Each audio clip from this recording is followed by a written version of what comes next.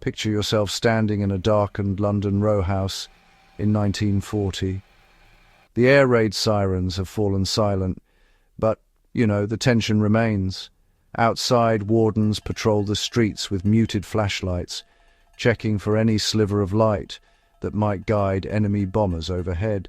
In the parlour behind you, a family huddles around a radio, listening for instructions, while their neighbour reinforces windows with tape and sandbags. This wasn't the military's war alone. This was total war, and it transformed every home into a potential fortress, every citizen into a defender, every living room into a command post.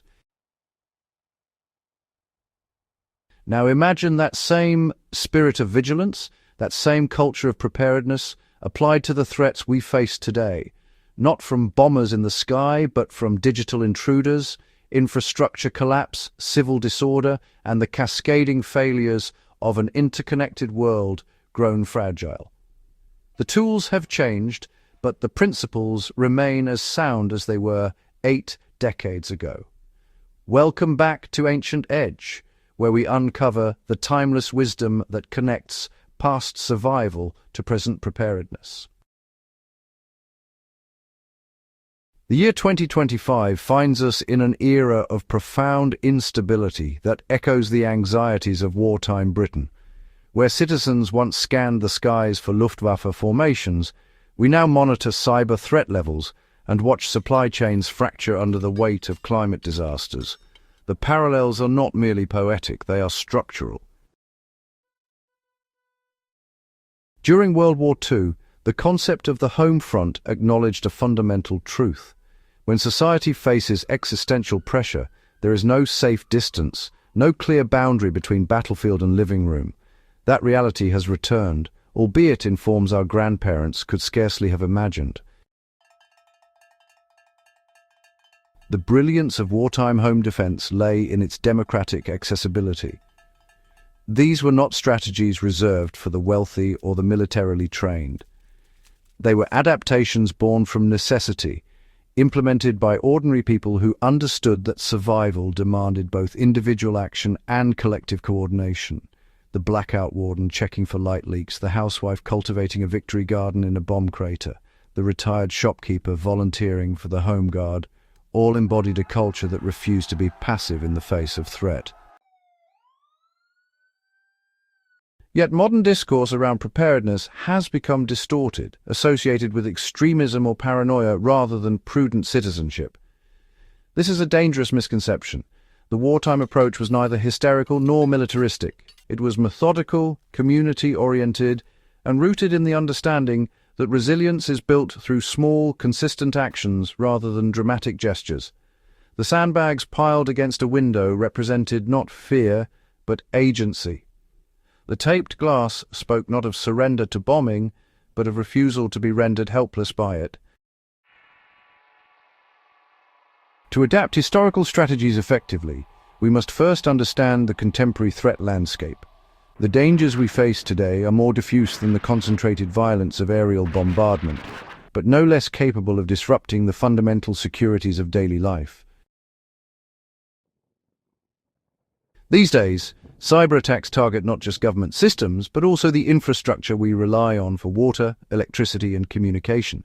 A well-executed ransomware attack can, honestly, paralyze a city just as effectively as any siege, cutting off essential services while demanding tribute. The digital perimeter of your home, well, it now extends far beyond its physical walls. Your smart devices, your financial accounts, your personal communications, all of these represent potential points of intrusion. Social engineering attacks prey on trust and confusion, much like wartime fifth columnists who spread disinformation to create panic. The modern home defender must realize that information itself has become a battlefield, and that protecting your data requires the same vigilance that wartime citizens applied to safeguarding their homes from physical observation. Climate instability brings, another dimension of threat that wartime planners never really contemplated on such a scale. Infrastructure designed for stable conditions now fails with alarming regularity. Power grids collapse under heat stress. Water systems become contaminated. Supply chains that once delivered goods with clockwork precision now, well, experience cascading failures. Civil disturbances, whether arising from economic stress, political polarization, or community tension, represent yet another evolution of the home defense challenge. Where wartime citizens feared invasion from without, modern communities increasingly confront disorder from within. This is not to suggest that your neighbors are the enemy, but rather to acknowledge that social cohesion cannot be assumed. The breakdown of trust and mutual aid makes everyone more vulnerable, while their restoration creates resilience that no individual household can achieve alone. The wartime concept of layered security remains as relevant as ever. British home defence doctrine recognised 3 zones: the outer perimeter, where threats could be detected early; the intermediate zone, where they could be delayed or deterred; and the immediate space where last resort protection occurred. For the modern household, this translates into awareness of your neighbourhood and its patterns, hardening of your property's boundaries and access points, and finally, the security of your home's interior and its occupants. The outer zone in World War II involved community observation posts, air raid wardens, and neighbourhood awareness. Today, this means knowing your street, understanding normal patterns of activity, and maintaining communication with nearby households. It means noticing when unfamiliar vehicles linger, or when patterns change that might signal criminal reconnaissance or emerging problems. This is not paranoia. It is the same situational awareness that kept wartime communities informed of threats before they could materialize into crisis.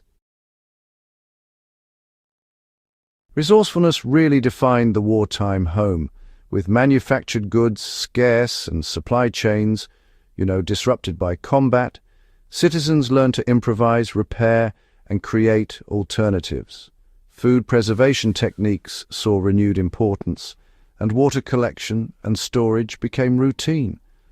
Alternative lighting and heating methods were developed for those times when services failed. These skills didn't become obsolete with victory. They simply fell out of practice during an era of abundance that, may be ending. The modern household can actually draw directly from this legacy, establishing food storage systems, understanding water purification, and developing backup systems for essential functions. Community cohesion was perhaps the most powerful element of wartime home defense, yet it remains, I think, the most overlooked today. The air raid precautions system created networks of mutual assistance where neighbors checked on one another, shared resources, and coordinated responses to threats. Block captains facilitated communication between authorities and residents. Mutual aid societies ensured that no household faced crisis alone. This social infrastructure proved as important as any physical fortification because it distributed knowledge, multiplied capabilities, and transformed isolated households into a cohesive defensive network. Begin with your digital fortress. Implement two-factor authentication on every account that offers it, transforming your passwords from simple locks into layered barriers. Use unique passwords for each service, stored in an encrypted manager rather than written down or reused. Adjust privacy settings to minimize your digital exposure, particularly on social media platforms where information about your routines, possessions, and vulnerabilities might be harvested by bad actors. Consider your digital presence through the lens of wartime blackout discipline. What information are you broadcasting that could aid someone seeking to harm you? Physical security improvements need not be expensive to be effective. Reinforce door frames with longer screws that anchor into wall studs rather than just the frame itself. This simple modification defeats most forced entry attempts. Apply security film to ground floor windows, preventing them from shattering into easily penetrated holes even if struck. Install motion-activated lighting around your property's perimeter, eliminating the shadows where intruders might approach unobserved.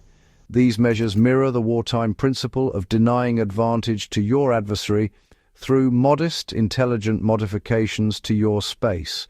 Emergency preparedness follows directly from wartime rationing and supply management.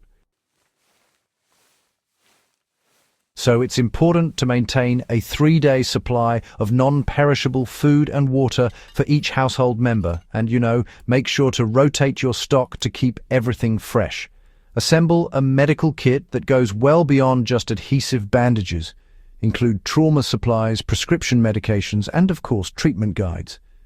It's also wise to create go bags for rapid evacuation if needed, with essential documents, clothing, tools, and other crucial supplies. This really is your modern ration kit, your Victory Garden harvest, stored away just in case you need it.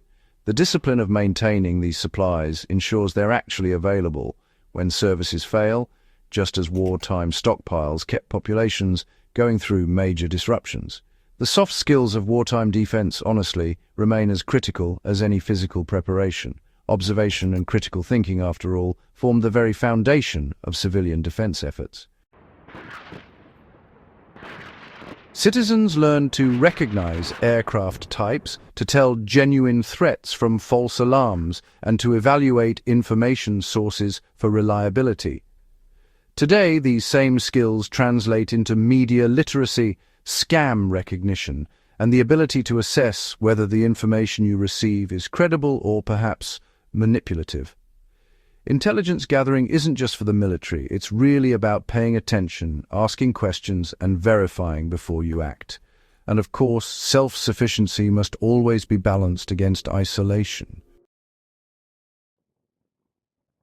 The wartime model succeeded precisely because it combined individual capability with collective action. So, learn skills that make you valuable to your community, like first aid, food preservation, repair work, and communication facilitation. Share what you know with your neighbors and learn from their expertise in turn. This exchange builds social capital that proves invaluable during crisis, especially when formal institutions may be overwhelmed or even absent. You become not merely defended, but part of a defensive network that multiplies everyone's capability. Preparedness is not a destination, but a continuous journey.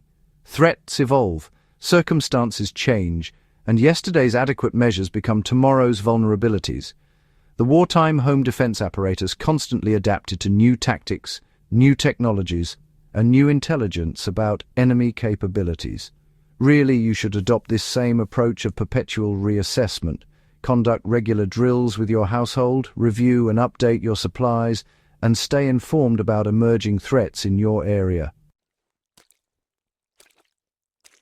This ongoing attention ensures your preparations remain relevant rather than becoming static, rituals divorced from actual need. The citizens who defended their homes during World War II were not heroes by choice. They were ordinary people who rose to extraordinary circumstance because they understood that survival demanded action. They transformed vulnerability into resilience through small, practical measures multiplied across millions of households. Their legacy is not one of fear, but of agency. They refused to be passive victims, choosing instead to become active participants in their own defense. That same choice confronts us today. The threats have changed shape, but the fundamental challenge remains. Will we take responsibility for our own security, or will we assume that someone else will handle it? The wartime answer was clear, and its wisdom endures. Begin with simple steps. Strengthen your perimeter, both physical and digital. Build relationships with neighbors. Acquire skills and supplies. Create systems and practice using them.